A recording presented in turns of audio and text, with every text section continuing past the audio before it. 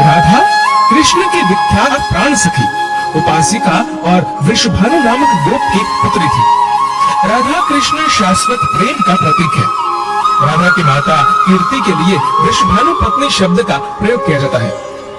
पद्म पुराण ने इसे वृषभानु राजा की कन्या बताया है। ये राजा जब यज्ञ की भूमि साफ कर रहा था, इसे भूमि कन्या के रूप में राधा मिली। राजा ने अपनी कन्या मानकर इसका पालन पोषण किया।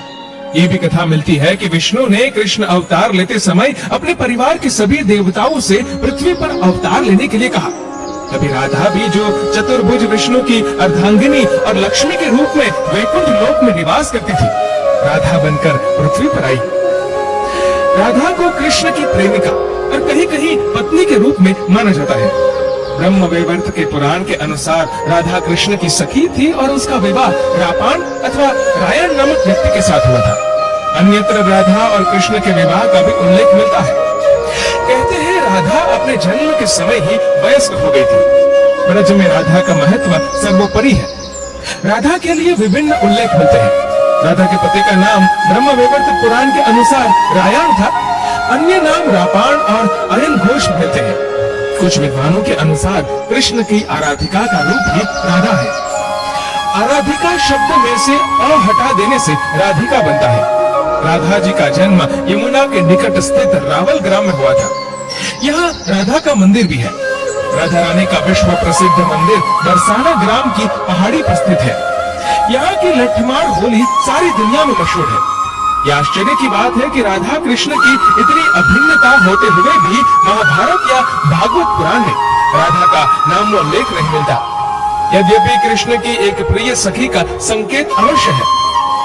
राधा ने श्री कृष्ण के प्रेम के लिए सामाजिक बंधनों का उल्लंघन किया। कृष्ण की अनुपस्थिति में उसके प्रेम भाव में और भी वृद्धि हुई। दोनों का पुनर्मिलन कुरुक्षेत्र में बताया जाता है, जहाँ सूर्य ग्रहण के अवसर पर द्वारिका से कृष्ण और वृंदावन से नंद और राधा आदि गए थे। राधा कृष्ण की भक्ति का कालांतर में निरंतर विस्तार होता गया। निम्बार्क संप्रदाय, वल्लभ संप्रदाय, राधा वल्लभ संप्रदाय, सखी भाव संप्रदाय आदि ने इसे और भी पुष्ट किया। ललिता गोपी ने श्री राधिका जी से पूछा, आपका और श्री कृष्ण का क्या नाता है? राधा जी ने कहा, ललिता तूने जो मानना हो मान ले। ललिता जी ने कहा, समझ गई, आप श्री कृष्ण की प्रियतमा है और वो आपकी प्रियतम है। राधा जी ने कहा, तो कुछ नहीं समझी, हम दोनों में प्रियतमा और प्रियतम का भेद है ही नहीं, बस मिलन की तीव्र जिज्ञासा अभिलाषा पैदा होती है, जो हम दोनों को पीस कर एक बना देती है। ये प्रेम की प्रगाढ़त गहराई है, जो राधा को कृष्ण बना देती है और कृष्ण को राधा बना देती है। इसलिए यहाँ नित्य संयोग भी है और सदा वियोग भी है। कृष्ण के साथ लीला करते हुए एक सरस प्रसंग प्रसिद्ध है। उसी को याद करते हुए रक्षाबंधन की पूर्णिमा के बाद कृष्ण पक्ष के पहले दिन राधा जी के चरण दर्शन का उत्सव मनाया जाता है। ये पूजा विशेष रूप से चैतन्य गौड़ीय मठ के मंदिरों में की जाती है। इस समय राधा जी के विग्रह का श्रृंगार पुरुष रूप में होता है। कन्हैया गोचरण के लिए कब से वन में आ चुके थे। कदम के नीचे बांसुरी बजा बजाकर राधा को टेर रहे थे, परंतु दूर दूर तक राधा के आने का कोई संकेत नहीं मिला। ऐसा कई दिन से हो रहा था। राधा का भाई सुबल कृष्ण का सखा भी था, बार बार खेलने का हठ कर रहा था, पर कृष्ण जैसे अपने आप में नहीं थे। व्याकुलता बढ़ गई तो सुबल से आग्रह करने लगे, सखा कुछ करो, उसे बुला लाओ।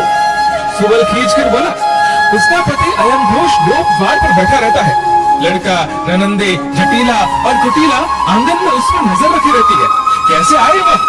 रोज रोज बुलाकर तुमने सारे घर को उसका शत्रु बना दिया है। बस बहुत हो गया। कृष्ण अधीर हो गए, मेरे प्राण जाने को है सुबल, कैसे सखा हो तुम, कैसे भाई हो? विवश होकर सुबल चल पड़ा। एक छोटा सा बछड़ा साथ ले लिया, उसे हाँकता हुआ भागने लगा। राधा के द्वार से पहले उसकी ऐसी मूछ मरोड़ी कि वह सीधा आंगन से होता हुआ राधा के कक्ष में जा धमका। घर के लोगों ने कोई विशेष ध्यान नहीं दिया। सुबल पीछे पीछे राधा के पास पहुंचा, कृष्ण के प्राणों की दुहाई दी। सहमी बावरी सी राधा क्या करती, उसकी व्याकुलता की सीमा न थी। इतने कड़े पहरे में कैसे जाए जमुना के तीर? सुबल ने जल्दी से षड्यंत्र रचा। सुबल ने राधा के कपड़े पहन लिए और राधा ने सुबल के। बछड़े को सभी से भगाकर राधा बाहर निकल गई। सुबह घूंघट काट कर आंगन बहारने लगा, घर के दूसरे काम करता रहा। राधा कृष्ण मिलन हुआ, दोनों के प्राण लौटे, राधा भी लौट आई, किसी को संदेह नहीं हुआ। प्रसन्न की मधुर स्मृति में भक्तजन सुबह वेश में सजी राधा के चरण दर्शन करते हैं। प्रतिदिन भूमि छोटी साड़ी अथवा लहंगे की मर्यादा में लिपटी रहती है राधा। आज के वेश में चरण ही दिखाई पड़ते हैं तो भक्त दर्शन लाभ करते हैं। राधा जी भगवान श्री कृष्ण की परम प्रिया है तथा उनकी अभिन्न मूर्ति भी। श्रीमद् भागवत में कहा गया है कि श्री राधा जी की पूजा नहीं की जाए तो मनुष्य श्री कृष्ण की पूजा का अधिकार भी नहीं रखता। राधा जी भगवान श्री कृष्ण के प्राणों की अधिष्ठात्री देवी है, अतः भगवान इनके अधीन रहते हैं। राधा जी का एक नाम कृष्ण वल्लभ भी है, क्योंकि वे श्री कृष्ण को आनंद प्रदान करने वाली है। माता यशोदा ने एक बार राधा जी से उनके नाम की व्युत्पत्ति के विषय में पूछा। राधा जी ने उन्हें बताया कि रा तो महाविष्णु है और धा विश्व के प्राणियों और लोकों में मातृवाचक धाई है, अतः पूर्व काल में श्री हरि ने उनका नाम राधा रखा। भगवान श्री कृष्ण दो रूपों में प्रकट है, द्विभुज और चतुर्भुज। चतुर्भुज रूप में वे वैकुंठ में देवी लक्ष्मी, सरस्वती, गंगा और तुलसी के साथ वास करते हैं, परंतु द्विभुज रूप में वे गोलोक धाम में राधा जी के साथ वास करते हैं।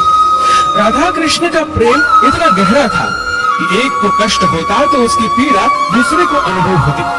सूर्योपराग के समय श्री कृष्ण, रुक्मणी आदि रानियां, वृंदावन वासी आदि सभी कुरुक्षेत्र में उपस्थित हुए।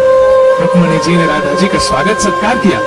जब रुक्मणी जी श्री कृष्ण के पैर दबा रही थी तो उन्होंने देखा कि श्री कृष्ण के पैरों में छाले हैं।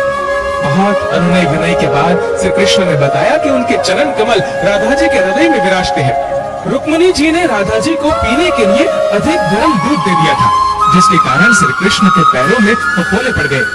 राधा जी श्री कृष्ण का अभिन्न भाग है। इस तथ्य को इस कथा से समझा जा सकता है कि वृंदावन में श्री कृष्ण को जब दिव्य आनंद की अनुभूति हुई तब वह दिव्यानंद ही साकार होकर बालिका के रूप में प्रकट हुआ और श्री कृष्ण की ये प्राण शक्ति ही राधा जी है।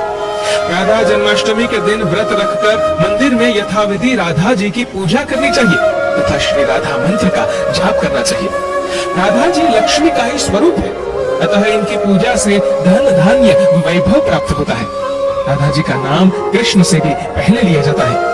राधा नाम के जाप से श्री कृष्ण प्रसन्न होते हैं और भक्तों पर दया करते हैं। राधा जी का श्री कृष्ण के लिए प्रेम निस्वार्थ था तथा उसके लिए वे किसी भी तरह का त्याग करने को तैयार थे। एक बार श्री कृष्ण ने बीमार होने का स्वांग रचा। सभी वैद्य एवं हकीम उनके उपचार में लगे रहे, परंतु श्री कृष्ण की बीमारी ठीक नहीं हुई। वैद्यों के द्वारा पूछे जाने पर श्री कृष्ण ने उत्तर दिया कि मेरे परम प्रिय की चरण धूलि ही मेरे बीमारी को ठीक कर सकती है। रुक्मिणी आदि रानियों ने अपने प्रिय को चरण धूलि देकर आपका भागी बनने से इनकार कर दिया।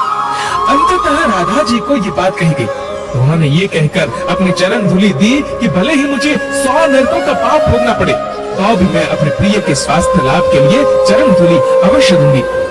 कृष्ण जी का राधा से इतना प्रेम था कि कमल के फूल में राधा जी की छवि की कल्पना मात्र से वो मूर्छित हो गए। तभी तो विद्वत जनों ने कहा, राधा तू बड़ी भागनी, कौन पुण्य तुम किन, तीन लोक तारन तरन सो तोरे आधीन। दोस्तों, इस कहानी को लेकर आपकी क्या राय है, नीचे कमेंट करके जरूर बताएगा। और अगर आपको वीडियो अच्छा लगा हो तो इस वीडियो को लाइक करेगा, शेयर करेगा ज्यादा से ज्यादा लोगों तक। और ऐसी ही और भी पुरानी कहानियों की सुनने के लिए हमारे फेसबुक पेज को आज ही फॉलो करें। धन्यवाद।